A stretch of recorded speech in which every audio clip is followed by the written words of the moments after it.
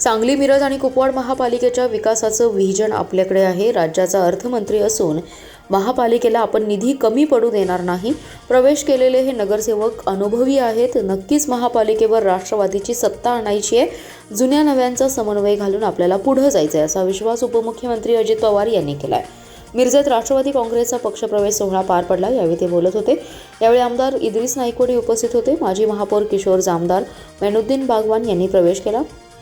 यावेळी शिवाजीराव नाईक, विलासराव जगताप, राजेंद्र अण्णा देशमुख, निशिकांत पाटील, पद्माकर जगदाळे, अजितराव घोरपडे, दिग्विजय सूर्यवंशी प्रमुख उपस्थित होते. उपमुख्यमंत्री अजित पवार म्हणाले, सांगली जिल्हा हा क्रांतिकारकांचा आहे. काळ बदलत असतो, तसेच नेतृत्वही बदलत असतं.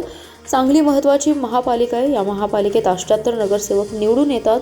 महापालिकेला 27 वर्ष झाली, परंतु महापालिकेच्या अनेक समस्या अजूनही तशाच आहेत. पाणी प्रश्न, रस्ते, पार्किंग असे अनेक प्रश्न महापालिकेचे आहेत. आपण शब्दाचे पक्के आहोत. राज्याचा अर्थमंत्री मीच आहे, त्यामुळे महापालिकेला कोणताच निधी कमी पडू देणार नाही. जुन्या नव्यांची सांगड घातली जाईल.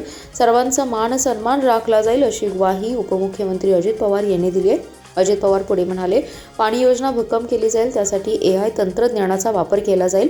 औद्योगिक क्षेत्राच्या प्रश्नांसाठी काम केलं पाहिजे. त्यासाठी विमानतळ आवश्यक आहे. तसेच दळणवळणाची साधने भक्कम केली पाहिजेत, असंही त्यांनी यावेळी बोलताना सांगितलं. अनेक मान्यवर त्या बाबतीमध्ये होते. किंवा पतंगराव कदमांनी इथलं नेतृत्व केलं, RR पाटलांनी इथलं नेतृत्व केलंय, राजाबापू पाटलांनी त्या जिल्ह्याचं नेतृत्व केले. अनेक दिग्गजांनी त्या जिल्ह्याला आपल्या आपल्या परिसर नेतृत्व देण्याचं काम केलंय. त्या सर्वांचा मी आदर करतो. त्या सगळ्यांचा त्यांच्यापुढं अभिवादन करतो. त्यांना भावपूर्ण श्रद्धांजली देखील अर्पण करतो. आणि त्यांचं सगळ्यांचं जे काही अधून राहिलेलं स्वप्न आहे ते पुढं देण्याच्या करता एकमेकांची उडीदुडी न काढता त्याच्यातून आपल्याला चांगलं जे काही साध्य करता येईल ते साध्य करण्याच्या करता आम्ही सगळेजण जीवाचं रान करू, अशा पद्धतीची ग्वाही आजच्या पक्षप्रवेशाच्या निमित्तानं मी आपल्या सर्व सहकाऱ्यांना देईन. स्वर्गीय यशवंतराव चव्हाण साहेबांनी तुमच्या माझ्या शिवशाहू फुले आंबेडकरांच्या महाराष्ट्राला हे किंवा राजकारणाला, समाजकारणाला सुसंस्कृत चेहरा दिलेला आहे. त्यांनी रचलेल्या पायावर तुम्हाला मला आधुनिक प्रगत पुरोगामी महाराष्ट्र हा उभा करायचा आहे. आणि त्याच्यामुळं त्यांच्या ज्या जडणघडणीचं मोलाचं योगदान झालेलं आहे, त्यांनी स्वातंत्र्य लढ्यामध्ये सक्रिय सहभाग दाखवलेला आहे. आता आपण नवीन पिढीनं देखील त्यामध्ये त्यांनी त्यांची जबाबदारी पार पाडलेली आहे. आम्ही आमची जबाबदारी पार पाडू. माझ्या लाडक्या बहिणींनी, माझ्या तरुण तरुणींनी त्यांची जबाबदारी पार पाडण्याच्या करता आम्ही तुमच्या पाठीची सर्व जण ताकदीनं उभं राहू, सगळे काही गोष्टी तुमच्या करता करू, हा विश्वास मी आजच्या पक्षप्रवेशाच्या निमित्तानं देतो. बरेच निवेदन आलेली आहे. पुढे जिल्हा परिषद, तालुका पंचायतीच्या पण निवडणुका आहे. आता सध्या निवडणुकीचा काळ आहे. इतके दिवस आमच्या निवडणुका झाल्या, आम्ही खासदार झालो, आमदार झालो, मंत्री झालो, उपमुख्यमंत्री झालो, अनेक पदं वेगवेगळ्या कार्यकर्त्यांना मिळाली.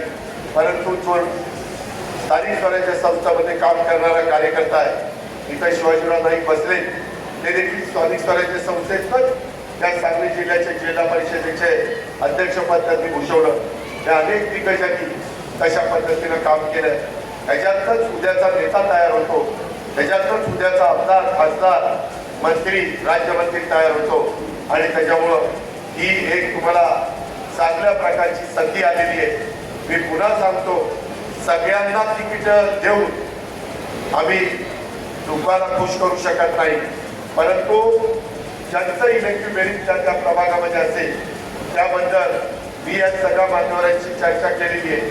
त्या चर्चेप्रमाणे राष्ट्रवादी काँग्रेस पक्ष तिथं आपली भूमिका बजावे. त्याबद्दल मात्र चर्चा कुणी मनामध्ये बाळगू नका. आणि हे सगळं झाल्यानंतर त्याच्यातून इतर जे काही मंडळ असतात, इतर कमिटी असतात, त्याच्यामध्ये एक अध्यक्षपद असतं, उपाध्यक्षपद असतं, कुठं सदस्यपद असतं, DPDC मध्ये पद असतात.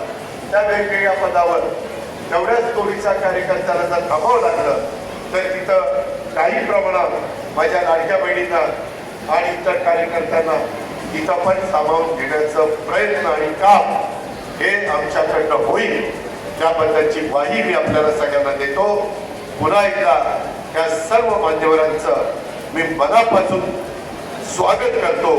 आपण प्रचंड संख्येने इथं उपस्थित राहिला, आपल्याला पण मी धन्यवाद देतो आणि आपल्या सगळ्यांची रजा घेतो. जय हिंद, जय महाराष्ट्र.